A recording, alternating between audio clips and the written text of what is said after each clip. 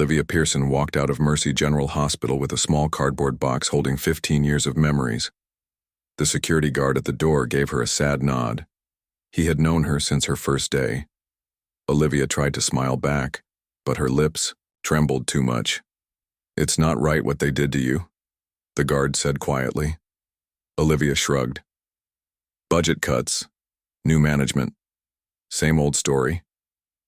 But it wasn't just a story. It was her life falling apart. Olivia had been the best trauma nurse in the hospital. Everyone said so. The doctors trusted her.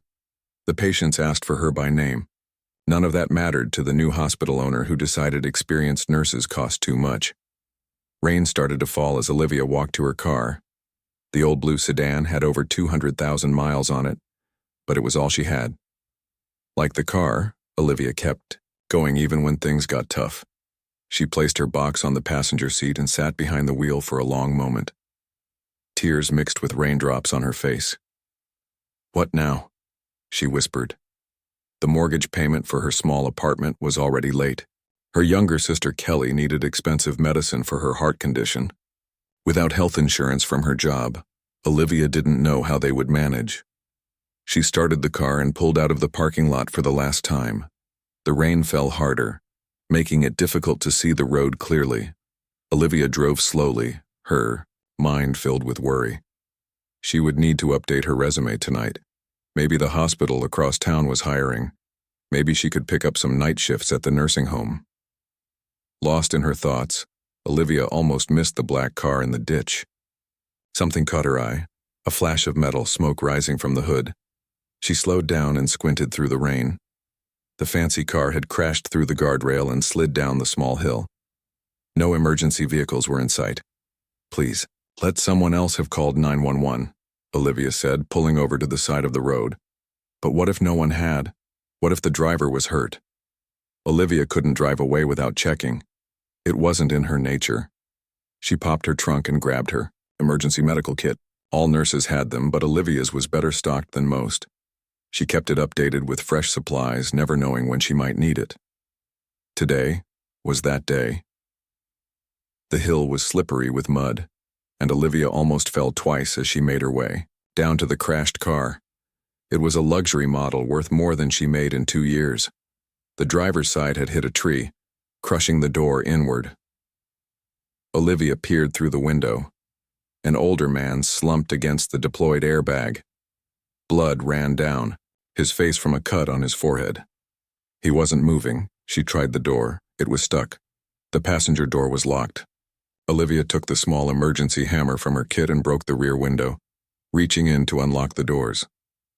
Glass cut her hand, but she hardly noticed. Once inside, she checked for a pulse. It was there, but weak and irregular. The man was breathing, but each breath seemed to be a struggle. "Sir? Can you hear me?" Olivia said loudly, checking his pupils with a small flashlight from her kit. They reacted to light, which was a good sign. She carefully stabilized his neck with one hand, while reaching for her phone with the other. After calling 911 and giving their location, she returned to assessing the man's condition. The cut on his head wasn't her biggest concern. Head wounds always bled a lot. It was his breathing that worried her. His chest moved unevenly, suggesting possible rib fractures. More concerning was the bluish tint to his lips. As Olivia cut away his expensive suit jacket to check for other injuries, she noticed a medical alert bracelet on his wrist. She read it quickly, her eyes widening. The man had a rare blood condition, one that could be fatal if treated with common medications. If paramedics gave him standard trauma protocol drugs, it could kill him faster than his injuries. Olivia found the man's phone smashed on the floor of the car. She couldn't use it to identify him or call his emergency contacts. All she could do was keep him stable until help arrived. She cleaned the head wound and applied pressure to stop the bleeding. Then she carefully checked his airway, making sure it stayed clear. The rain pounded on the roof of the car as she worked, talking to the unconscious man in a calm, clear voice. "You're going to be okay. Help is coming. I'm a nurse, and I'm going to take care of you until the ambulance gets here. It took 15 minutes for the emergency vehicles to arrive. Olivia heard sirens and saw flashing lights at the top of the hill. 2 paramedics made their way down with a stretcher and equipment. "What have we got?" the first paramedic asked, as he reached the car. Male, around 60, unconscious after vehicle crash. Possible rib fractures, head laceration, and... Olivia grabbed the paramedic's arm before he could reach for his medication kit. "He has Leiden-Murray syndrome. It's on his bracelet. You can't give him standard blood thinners or most painkillers. They'll cause a fatal reaction." The paramedic looked at her with surprise. "That's rare. Good catch." He turned to his partner. "We need to call in the special protocol for LMS." They worked together to carefully move the man onto the stretcher. Olivia explained everything she had done and observed. "You really know your stuff," the second paramedic said. "You a doctor?" Olivia gave a bitter laugh. "Trauma nurse. Or I was, until this morning." "Well, you probably saved this guy's life," the first paramedic said. "Not many people would know about that syndrome or what to do about it." Together they carried the stretcher up the hill. The rain had eased to a drizzle. The ambulance doors opened, and they loaded the man inside. "Want to come along?" the paramedic asked. "We could use the help." Olivia looked at her car, then back at the patient. "I'm not employed anymore. Legally, I shouldn't. You're a good Samaritan who stopped to help. That's all." Olivia shook her head. "I've done what I can. Just make sure they know about his condition at the hospital." As the ambulance drove away, Olivia stood by her car, suddenly aware of her wet clothes, the cuts on her hands, and the bone-deep tiredness that came after an adrenaline rush. She didn't even know the man's name. She got back in her car and drove home, unaware that she had just saved one of the richest and most powerful men in the country, unaware that in 5 hours, her life would change forever. Olivia's small apartment felt colder than usual when she returned home. She peeled off her wet clothes and examined the cuts on her hands from the broken car window. They weren't deep, but they stung as she washed them in the bathroom sink. After bandaging her hands, Olivia changed into dry clothes and sat on her worn couch. The events of the day weighed on her.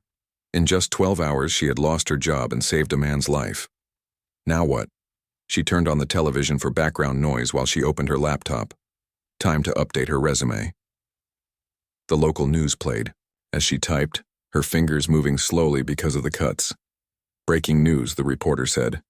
"Edward Campbell, founder and CEO of Quantum Horizons, was involved in a serious car accident this afternoon." Olivia's head snapped up. A photo appeared on screen, the same black luxury car she had seen in the ditch. Campbell, whose company leads the world in private space exploration, is in critical condition at Mercy General Hospital. Sources say a passing motorist provided life-saving first aid before paramedics arrived.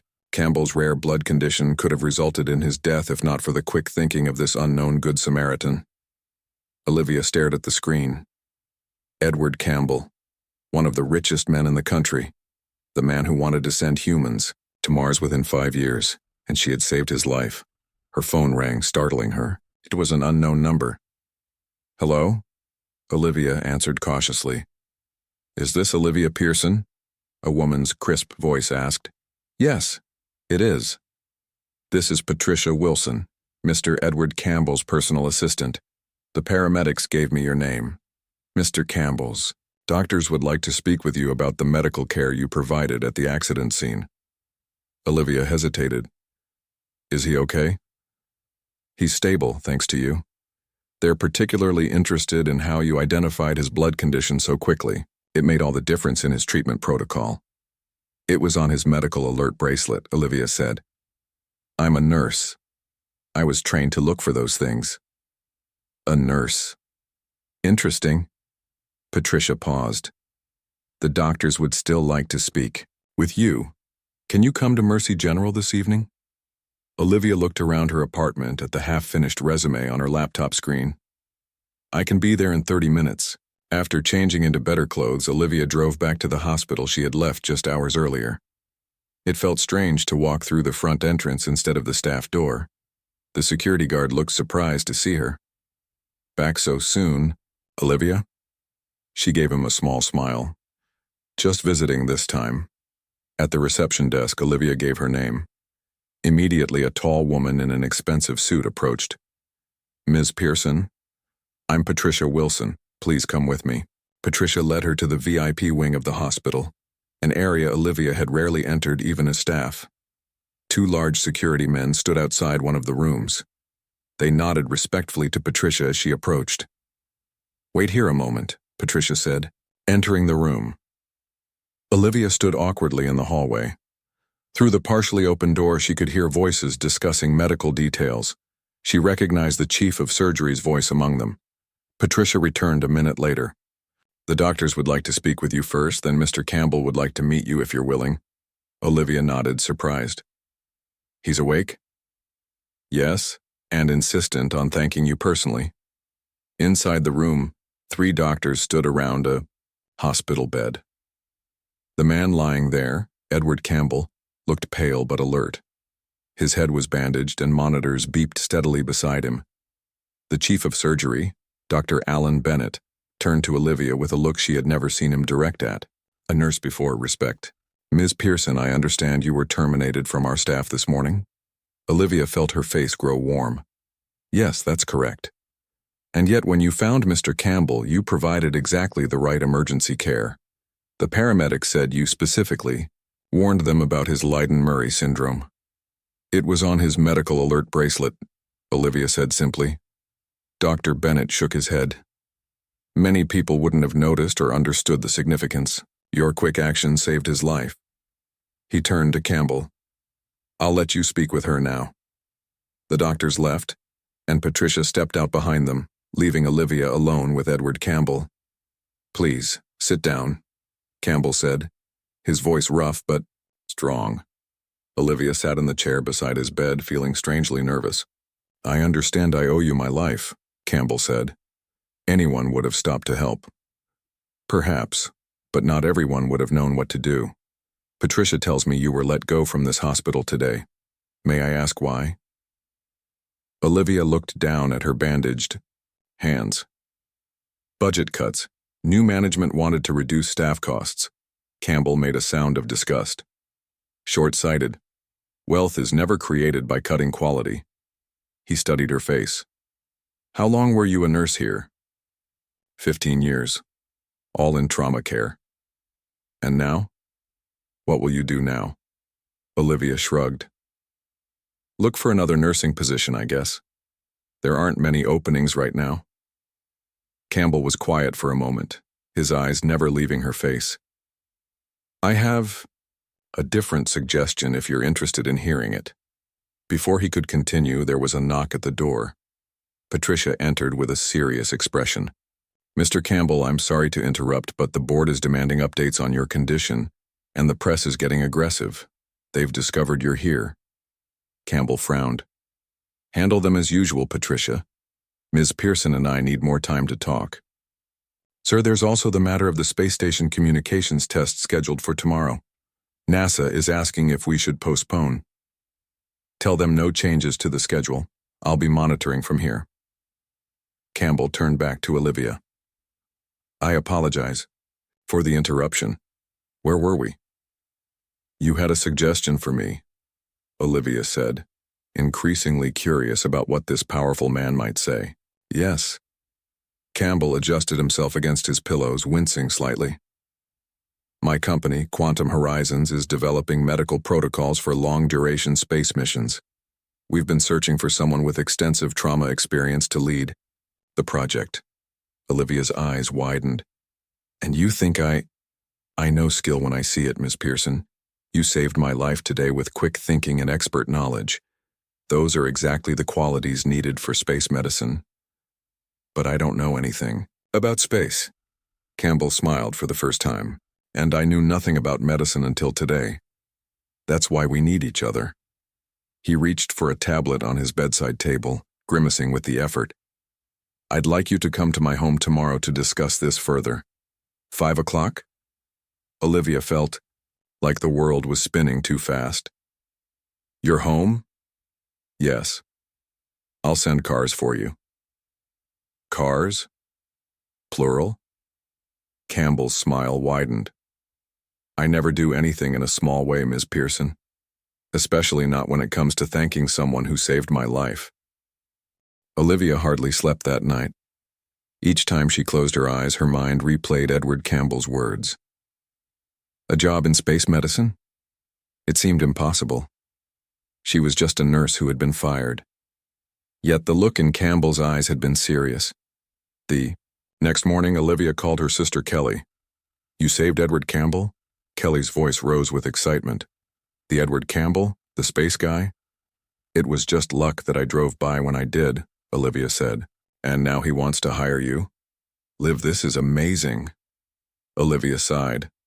I don't know if he really meant it. Rich people say things they don't always follow through on. Edward Campbell isn't just any rich person. He sent the first private mission to the moon. If he says he's sending cars for you, you better be ready. After hanging up, Olivia looked around her small apartment. What did one wear to meet a billionaire at his home? Her nicest outfit was the navy blue dress she wore to job interviews. It would have to do. The day passed slowly. Olivia cleaned her apartment, applied for 3 nursing jobs online, and checked the news. Edward Campbell's accident was the top story everywhere. Some reports mentioned an unknown nurse who had saved him. One reporter speculated that Campbell would reward this mystery person with $1 million. Ridiculous, Olivia muttered, turning off the TV. At 4:30, Olivia was dressed and ready, though still doubtful that Campbell would actually send for her. She sat by the window watching the street below. At exactly 4:45, the first car appeared. It was long, black and shiny, clearly expensive. Then came another, and another. Olivia's mouth fell open as car after car turned onto her street. 10 vehicles in all lined up outside her building, sports cars, SUVs, and one stretch limousine at the front. Her phone rang. Ms. Pearson, this is Patricia Wilson. We've arrived to escort you to Mr. Campbell's residence. Are you ready? Olivia could barely speak. Yes, I'll come down. Her neighbors were already peering out their windows as Olivia walked outside. A driver in a black suit opened the limousine door for her. Ms. Pearson, welcome, Patricia said from inside. Olivia slid into the soft leather seat, trying to look like she rode in limousines every day. Why are there so many cars? She asked. Patricia smiled. Mr. Campbell believes in making a statement. Each car represents a different division of Quantum Horizons that wishes to honor you. The drive took 45 minutes, heading out of the city and into the hills. Campbell's home was not what Olivia expected. Instead of a mansion, it was a modern, glass-walled structure that seemed to grow out of the hillside. Solar panels covered every available roof surface, and a small wind farm spun in the distance. The cars parked in a neat line at the entrance. As Olivia stepped out, she saw a group of people waiting at the door. Edward Campbell stood among them, looking remarkably better than he had in the hospital. His head was still bandaged, but he wore a casual sweater and pants instead of a hospital gown. Ms. Pearson, he called, walking forward to greet her. Welcome to my home. Olivia felt everyone's eyes on her. Thank you for inviting me, Mr. Campbell. I'm surprised to see you up and about so soon. I checked myself out this morning. Hospitals are for truly sick people, not for those of us lucky enough to have home medical care. He gestured to a woman in scrubs standing nearby. My private nurse keeps me in line. Campbell introduced Olivia to the gathered people, executives from Quantum Horizons, scientists, engineers, and medical professionals. Each shook her hand with genuine respect. Let's move inside, Campbell said. We have much to discuss. The interior of the house was just as impressive as the exterior. Open spaces filled with light, art on the walls, and stunning views from every window. But what caught Olivia's attention was the far wall of the main room. It showed a massive display of Earth as seen from space, with real-time weather patterns moving across its surface. Beautiful, isn't it? Campbell said, noticing her gaze. Live feed from our satellites. He led her to a comfortable seating area where refreshments had been laid out. The others followed, taking seats around them. Before we begin, Campbell said, I want everyone to understand exactly what Ms. Pearson did yesterday. He turned to her. Would you mind explaining how you recognized my condition? Olivia felt her face warm with all eyes on her. Your medical alert bracelet listed Leiden-Murray syndrome. I recognized it because we had a patient with the same condition last year. It's rare, but the main danger is that common emergency medications can cause fatal reactions. I knew the paramedics would need to use a different protocol. A man in a lab coat leaned forward. And you remembered the specific condition from one case a year ago? Yes, Olivia said simply. It's my job to remember things that can save lives. The man looked impressed. Remarkable. Campbell nodded. This is why I've asked you here, Olivia. May I call you Olivia? She nodded, and he continued. Space exploration faces many challenges, but one of the most serious is medical care. If an astronaut gets injured on Mars, they can't just go to the emergency room. We need medical protocols that can be followed by non-medical personnel, added a woman, Olivia, recognized as Dr. Susan Rivera, Quantum Horizons medical director. And we need medical professionals who can think quickly with limited resources. Campbell gestured around the room. Everyone here represents a different aspect of our Mars mission. We've been developing the technology for years, but the human element, specifically keeping humans alive in space, that's where we need someone like you. Olivia looked around the room, still not quite believing this was happening. What exactly are you offering me, Mr. Campbell? A position as head of emergency medicine protocols for our Mars program. You would work with Dr. Rivera to develop training and procedures for medical emergencies in space. The salary would be 4 times what you made at the hospital. Olivia felt lightheaded. That's very generous. There's more, Campbell continued. In gratitude for saving my life, I'm also establishing a fund for your sister's medical care. Patricia told me about her condition. Olivia stared at him. How did you? I make it my business to know everything about people who are important to me, Campbell said. Kelly's heart condition requires expensive treatment. The fund will cover all of her medical needs for life. Tears filled Olivia's eyes. Kelly's medical bills had been keeping her awake at night for years. And finally, Campbell said, I've purchased your apartment building. Rent is now free for all current tenants, including you. Consider it a community benefit. The room was silent as Olivia tried to process everything. Her job problem, her sister's medical bills, her housing concerns, all solved in one conversation. Why? She finally asked. Why do all this for me? Campbell's expression grew serious. Because you didn't just save my life, Olivia. You saved the Mars mission. Without me, Quantum Horizons would lose its direction and funding. You saved something bigger than one person. You saved the future of humanity. In space, 2 months passed quickly. Olivia's life had changed in ways she could never have imagined. Her new office at Quantum Horizons headquarters overlooked the company's private launch facility. From her window, she could see rockets being prepared for flight, real spaceships that would soon carry humans to Mars. Today was an important day. Olivia checked her appearance one last time in the bathroom mirror. Her new work clothes were still strange to her. Not scrubs, but professional outfits that cost more than a month's rent at her old apartment.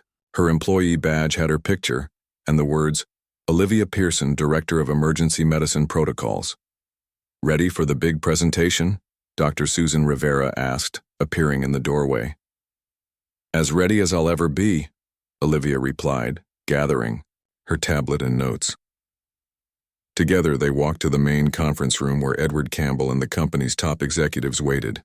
Olivia had seen Campbell regularly since starting her new job. Despite his busy schedule, he always made time to check on her progress. Good morning, everyone, Campbell said as they entered. Today, Dr. Rivera and Olivia will present their emergency medical system for the Mars mission. Olivia took a deep breath and stepped forward. 2 months ago, she had been unemployed. Now she was presenting to some of the smartest people in the world. The room fell silent as she began. The greatest challenge for emergency medicine in space is distance, Olivia said. On Earth, help is usually minutes away. On Mars, help is months away.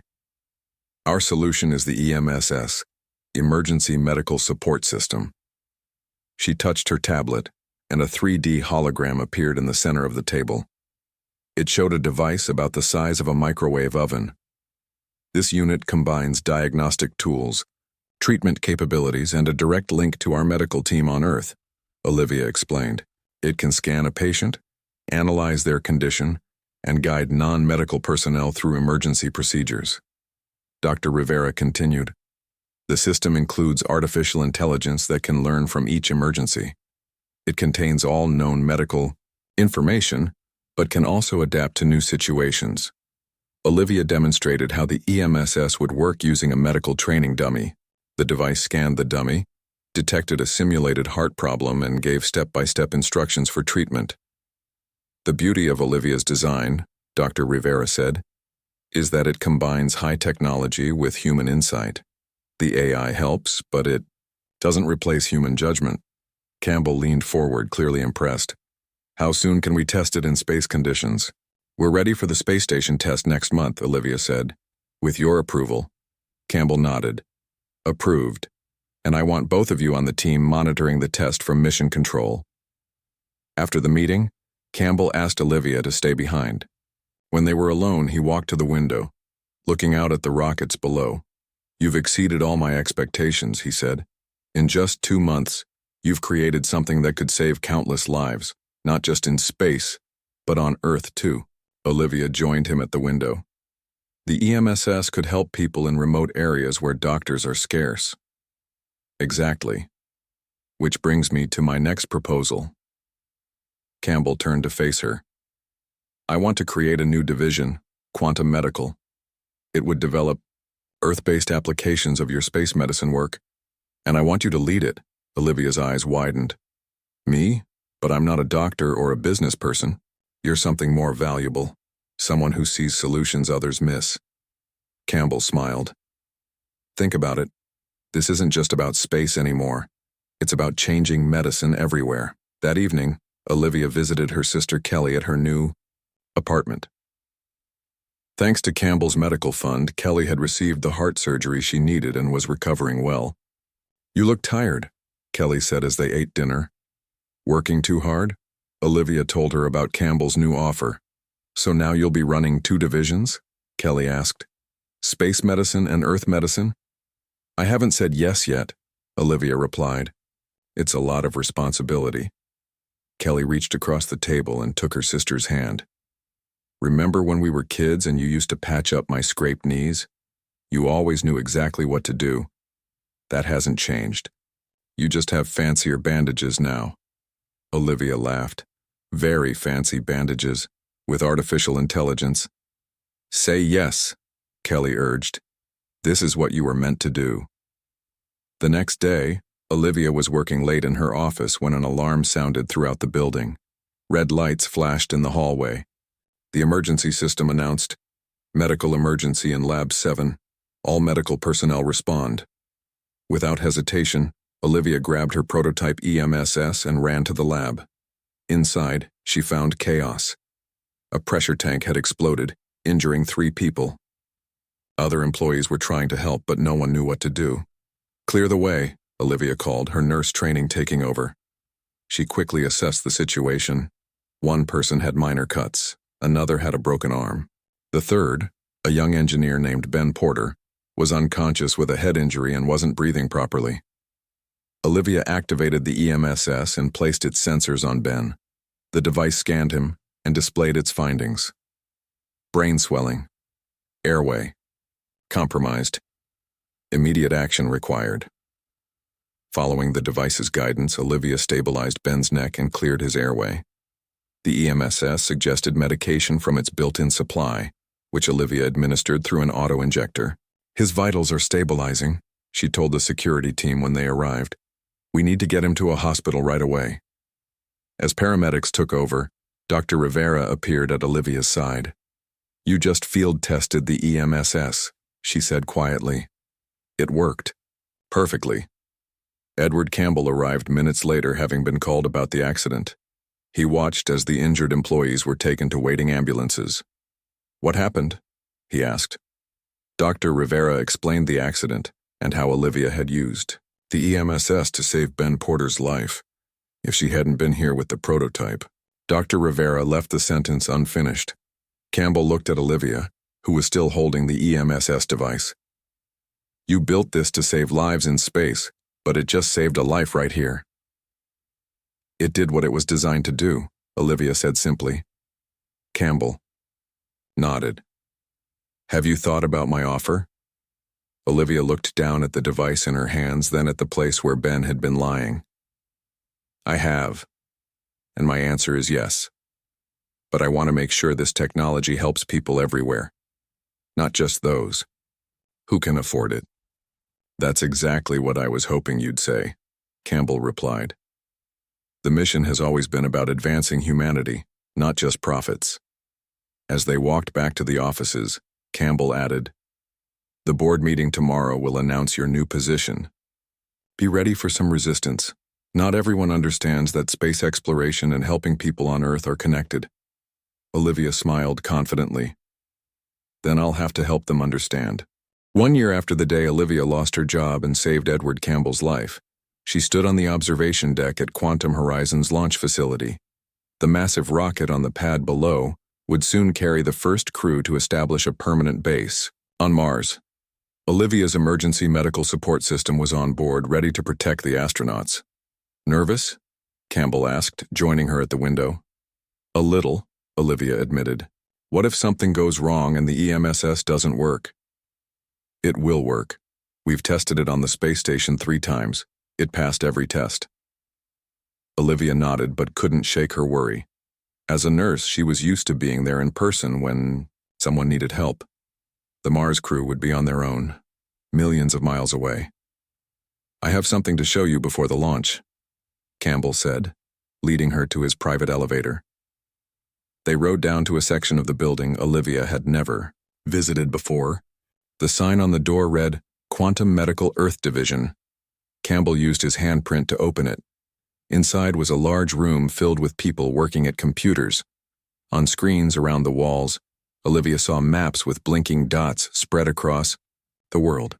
"What is this?" she asked. "Your other project," Campbell said. "While you've been focusing on the Mars mission, Dr. Rivera has been implementing the Earth version of your EMSS." He pointed to one of the screens. "Each dot is an EMSS unit. We've placed them in remote villages, disaster areas, and places where medical care is limited. They're all connected to our medical team here." Olivia watched as one of the dots flashed red. A staff member responded immediately, speaking into a headset. On their screen, Olivia could see a person in what looked like a small clinic somewhere in a mountainous region. The EMSS unit was scanning a patient while the staff member gave instructions. "Is that Nepal?" Olivia asked, noticing the mountains through a window in the video feed. "Yes. That village has no doctor. The EMSS and our team here are their only medical support." Another dot flashed, this time in what appeared to be a desert region. "Northern Africa," Campbell explained. "We have 50 units deployed so far, with another 100 ready to go next month." Olivia felt tears in her eyes. "You did all this while I was working on the Mars mission?" "No, Olivia. You did this. The EMSS was your design. I just found places to use it." An announcement came over the speakers. 30 minutes to launch. All personnel, please take your positions." "We should get to mission control," Campbell said. As they walked, Campbell told her more about the Earth program. "The data from each emergency is improving the system. The AI learns from every case. Soon we'll be able to handle almost any medical situation remotely." In mission control, large screens showed the rocket from different angles. Engineers and scientists sat at rows of computers monitoring every aspect of the launch. Dr. Rivera waved to them from her station, where she would oversee the crew's medical needs during the mission. "Your seat is next to mine," Campbell said, pointing to a workstation at the front of the room. As Olivia sat down, she noticed something unusual on her desk. A framed newspaper article. It was from the day after she had saved Campbell, with the headline, "Mystery Nurse Saves Billionaire's Life." Next to it was a small model of the very first car she had driven as a nurse, an old blue sedan like the one she used to own. A reminder of where this all began, Campbell said quietly. The launch countdown started. Olivia felt her heart racing as the numbers approached 0. When the rocket finally lifted off, the room erupted in cheers. On the screen, the massive vehicle rose slowly at first, then faster, trailing fire and smoke. "There they go," Campbell said. "Our first crew to Mars, protected by your medical system." As the rocket climbed higher, Campbell addressed the room. 1 year ago today, a nurse who had just lost her job stopped to help a stranger in a car accident. That single act of compassion has led to this moment. The EMSS system protecting our Mars crew will also save thousands of lives here on Earth. He turned to Olivia. Humanity's greatest strength isn't our technology, it's our willingness to help each other. Olivia reminded me of that, and now her compassion will reach all the way to Mars. The room applauded. Olivia felt overwhelmed. From unemployed nurse to the creator of a system that would save lives across Earth and into space, all because she had stopped to help someone in need. 3 days later, Olivia visited her old neighborhood. Her former apartment building looked different now. Campbell had renovated it completely, adding a free medical clinic on the ground floor, staffed by nurses from the hospital that had fired her, and equipped with an EMSS unit. As she walked through the clinic, she saw families receiving care they couldn't have afforded before. One of the nurses recognized her. "Ms. Pearson, we've heard so much about you. Your system is amazing. It helped us diagnose a rare condition yesterday that none of us had seen before." Olivia smiled. "That's exactly what it's designed to do." Outside the clinic, she met Kelly, who was now working as the clinic's administrator, her heart condition fully treated thanks to Campbell's medical fund. "Coming back to visit your old life?" Kelly teased. "Just checking that everything is running smoothly," Olivia replied. They walked together to the parking lot where a line of cars waited. Not luxury vehicles this time, but ambulances equipped with EMSS units ready to serve the community. "Campbell called earlier," Kelly said. "The Mars crew sent their first message from deep space. They said to tell you they feel safer knowing your system is watching over them." Olivia looked up at the sky, thinking about the spacecraft now far, beyond Earth, carrying her invention and the human dream of reaching other worlds. "One small act," she said quietly. "What?" Kelly asked. "One small act of kindness can change everything. I stopped to help someone, and now that help is reaching all the way to Mars and back to Earth." That evening, Olivia went to Campbell's home for a celebration of the successful launch. The same executives she had met on her first visit were there, along with the Mars mission team. On a large screen, they watched live footage from the spacecraft, where the crew demonstrated the EMSS for viewers back on Earth. To Olivia, Campbell said, raising a glass in toast, who proved that the most important qualification for space exploration isn't scientific knowledge but human compassion. Everyone applauded. Olivia looked around at the room full of brilliant minds, then up at the screen showing the astronauts floating in their spacecraft, millions of miles from home, but still connected to Earth through her invention. "To humanity," she replied, raising her own glass. "On Earth and Mars and wherever we go next,